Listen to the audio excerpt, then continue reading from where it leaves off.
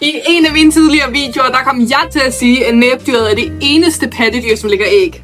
Men det passer faktisk ikke helt. Så her er de 4 andre pattedyr, som også lægger æg. Det første dyr, det er det kortbenede myrepindsvin. Og det ligger jo i navnet pindsvin. Den har altså pigge på samme måde som en pindsvin, men den er faktisk ikke i familie med vores pindsvin herhjemme.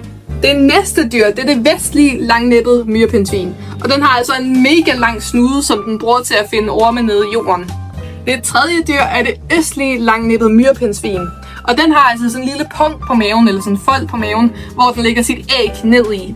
Og så når ægget det klækker, og ungen kommer ud, så er den altså mega lille og underudviklet. Så derfor venter den med sådan rigtig at komme ud, indtil den er blevet stor og stærk. Det fjerde og sidste pattedyr, som lægger æg, det er Sir Davids langnæbbede myrepindsvin. Og den er altså ret speciel, fordi den er mega sjælden og mega truet. Og man har faktisk troet, at den var uddød i rigtig mange år. Men det er den så ikke. Og alle de her 4 myrepindsvin plus næbdyret tilhører en meget særlig gruppe, som hedder kloakdyr.